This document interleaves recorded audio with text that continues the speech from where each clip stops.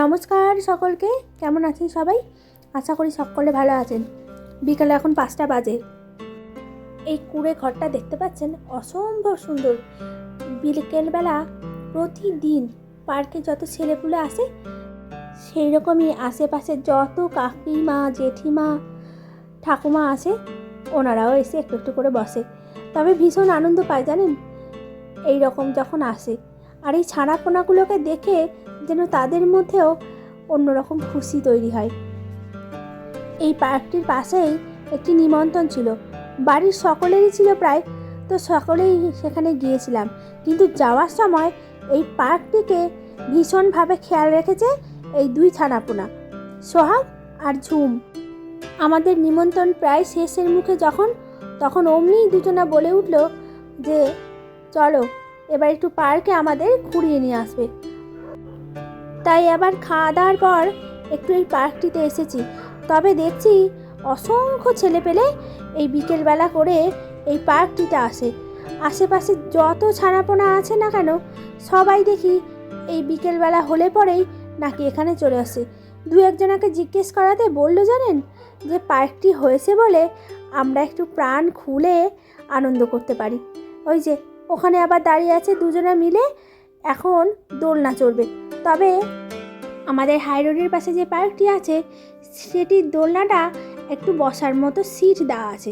তবে এখানে সিট নেই, কিন্তু ওই যে চামড়ার যে বেল্ট আছে সেই রকম। ওই দেখুন ওখানে কি সুন্দর ঢেকি চড়ছে ছানাপোনাগুলো। আর এই যে এখন একটু জায়গা পেয়েছে, তাই দোলনা খেয়ে নিচ্ছে। কিন্তু আমাদের ঝুম বলছি ভীষণ ভালো একটি মেয়ে। যখনই বোনের কিছু দেওয়ার নেওয়ার কথা ওঠে, তখন সব সময় সে দিদিভাই হয়ে আগে বোনকেই দেয়। এটা আমরাও করতাম জানেন যখন আমরা ছোট ছিলাম। তবে ঝুমকে দেখে সেই সব দিনগুলোর কথা মনে পড়ে।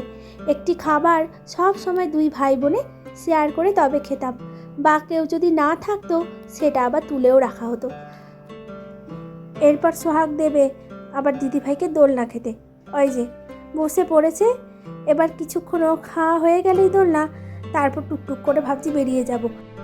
তবে সবাই সেটা আমরা আলাপ আলোচনা করছি ঠিকই, তবে এই দুই ছানাপোনা বলছি একদম নারাজ এই পার্ক ছেড়ে যেতে। তারা এখন দোলনা খাবে, একটু এদিক ওদিক ঘুরবে, তারপর তারা বাড়ি যাবে। ওই যে ঢেকির সামনেটা এসেছে, দুজনা মিলে ঢেকি চড়তেও ব্যস্ত। যত বাড়ি বলছে না কেন বাড়ি চল বাড়ি চল, কিছুতেই আর যাওয়ার নাম নেই। ওই যে দেখেছেন ছোট ছোট এই ছানাপোনাগুলোর সঙ্গে আমার দিদিরও এখন শখ হয়েছে যে ঢেকি চড়বে। তবে শখটা বলছি মন্দ নয়। বহুদিন আগে যখন এরকম ছোট ছিল, তখন বলছে এরকম পার্ক ছিল না জানেন। তাই দিদি বলছে বারবার করে যে এখনকার ছেলেপুলেদের কত কিছু, কত রকম পার্ক বেরিয়ে গেছে। ভাবুন একবার।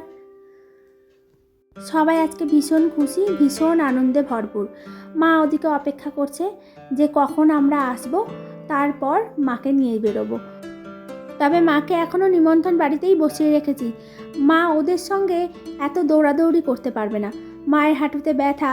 তাই মা বলল তোরা সকলে যা, আমি এখানে বসে থাকি। তবে যাওয়ার সময় মাকে সঙ্গে করে বাড়িতে নিয়ে যাব। এই যে এখানে কত খুশি দেখতে পাচ্ছেন। তবে ছানাপোনাগুলোকে একবার জিজ্ঞেস করলাম যে তোদের কেমন লাগে রে এরকম কাছে একটি পার্ক থাকলে। বলছে অসম্ভব সুন্দর, আমরা কত আনন্দ করি, কত খেলা করি, তুমি কি সেটা জানো? আমি তো দেখেই অবাক হচ্ছি। সত্যি তাই, এইরকম বিকেলবেলা খেলা করতে পারলে মনটা বেশ ভালো হয়। সকালবেলা থেকে শুরু হয় পড়াশোনা করা, তারপর আঁকিবুকি, তারপর গান, নাচ, কত কিছুই না এখন চলে। তাই আমরা কখন স্বস্তি পাই বলো তো?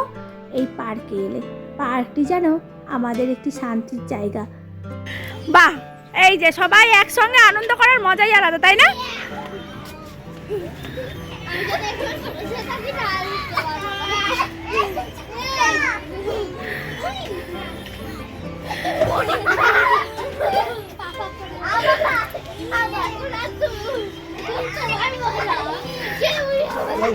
চলো এবার চলো বাড়ির দিকে যাই। কতবার যে গলা ছেড়ে ডাকছি, তার কে কার কথা শোনে। এদিকে দিদি বলছে বাড়িতে যাবে, অনেক দেরি হয়ে যাচ্ছে জানেন। কিন্তু ওই যে ছানা পোড়াগুলোকে যে নিয়ে এসেছি তারা এখন তাদের মতো করেই চলছে। আবার এদিকে মার কথাও ভাবছি যে মা কি করছে। তবে মনে হয় আজকের দিনের মতো স্লিপ কাটা শেষ হলো।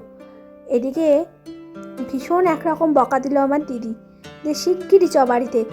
ওই যে আবার ওদিকটিতে যাচ্ছে, ভাবুন একবার কেমন দুষ্টুমি করছে। এ বলছে ওদিকে চলো, ও বলছে ওদিকে চলো। চলুন তবে যা যাক বাড়ির দিকে। মুন্না মুন্না মুন্না এখন এসেছে পার্কে। পার্কে অসম্ভব সুন্দর, সবাই মিলে খেলাধুলা করছে। চলুন আবার দেখা হবে, চতুর্দিকটা একটু ঘুরে দেখাই। পার্কটা বলছে অত্যন্ত সুন্দর আর ভীষণ পরিষ্কার পরিচ্ছন্ন। তবে কিছুক্ষণ আগে যে আপনাদেরকে বলছিলাম যে এখানকার কাকিমা জেঠিমারা প্রত্যেকে এই পার্কটিতে এসে বিকেলবেলা করে বসে। আর জানেন তো, এই রকম যদি একটু গল্পগুজব হয় মনটা ভারী হালকা হয়। সব কিছুর জীবনে প্রয়োজন। চলুন তবে এবার বাড়ির দিকে ফেরা যাক, আর বেশিক্ষণ দেরি করব না, অনেকটা সন্ধে সন্ধে হয়ে এসেছে। আর ওই যে আমাদের শান্তিপুরের স্টেডিয়াম অসম্ভব বড় জানেন, আর ওই যে গ্যালারিটা করেছে ওখানে বসার জন্য দারুণ সুন্দর। একদিন ভাবছি আপনাদেরকে সামনেটা নিয়ে গিয়ে দেখাবো। আজ তবে আসি, আবার দেখা হবে নতুন একটি ভিডিওতে।